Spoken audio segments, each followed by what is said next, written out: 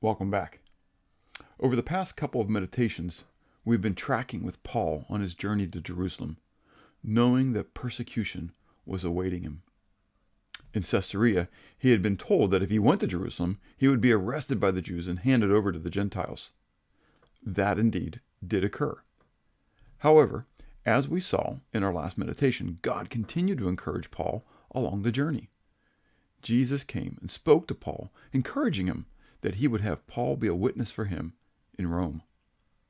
God then spoiled a plot by the Jews to kill Paul and simultaneously propelled him on his journey toward Rome via the judicial system. Paul was sent to Caesarea, where he was tried by Felix. When he saw that Felix was only seeking to please the Jews and would hand him back over to the Jews, Paul appealed his case to Caesar. After a period of time, Paul was then placed on board a ship with Roman guards, and by the providence of God, Paul was permitted to have some of his companions travel with him, even as a prisoner. Along the journey, they ran into a raging storm, and it was clear that the ship would be wrecked. We pick up the story in Acts chapter 27, beginning at verse 19. On the third day, we threw the ship's tackle overboard with our own hands. Now, when neither sun nor stars appeared for many days, and no small tempest beat on us, all hope that we would be saved was finally given up. But after long abstinence of food, then Paul stood in the midst of them and said, "Men, you should have listened to me and not have sailed from Crete and incurred this disaster and loss.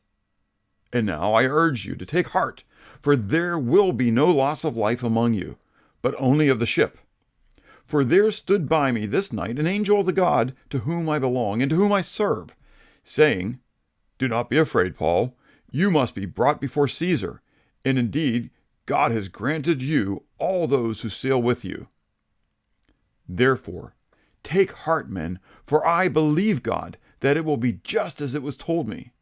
However, we must run aground on a certain island.'"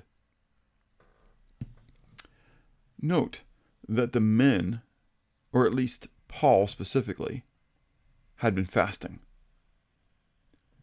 However, at least for the men, and we'll see this in tomorrow's meditation, for the men, it didn't necessarily appear that it was a desire to call upon God.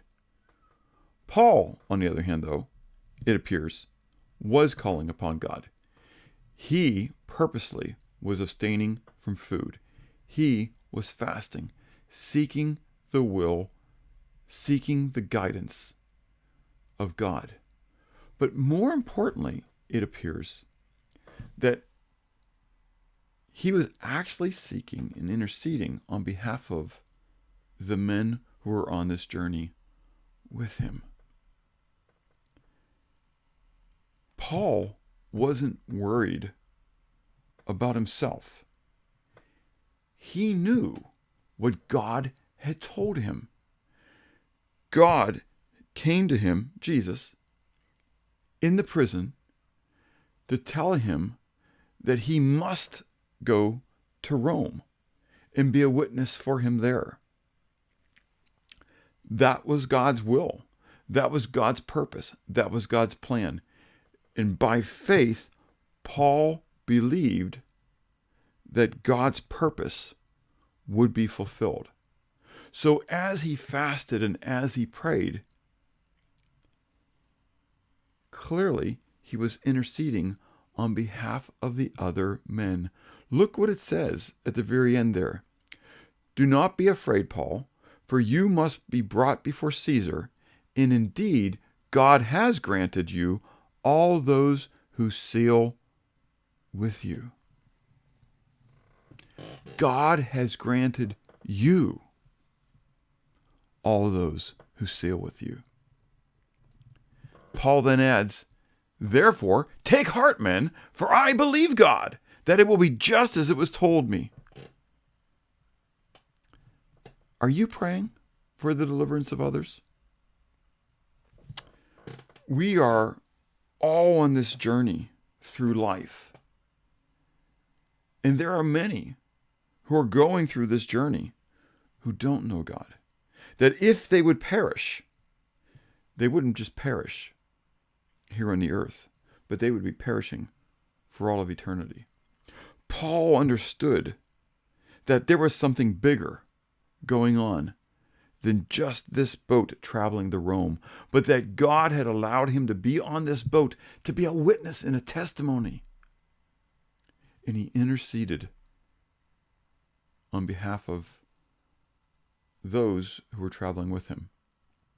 His guards, those who were holding him as prisoners, for his companions, for the other prisoners, for the sailors and those who owned the boat.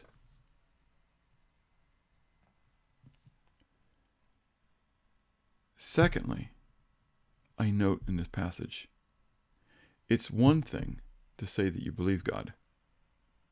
It's another thing to act upon it. Faith without works is dead. Paul's faith was demonstrated in his confidence in the declarations of God. God is faithful and true. His word is faithful and true. Paul therefore acted in that faith and sought to encourage those who are around him.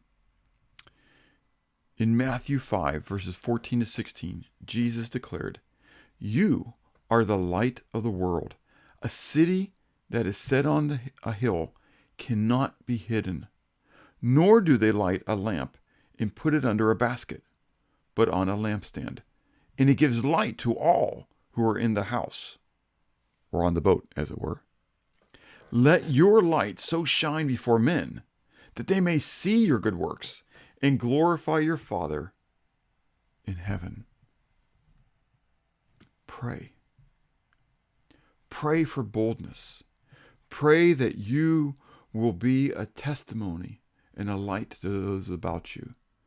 And intercede on behalf of those who God has placed around you. And have a blessed day.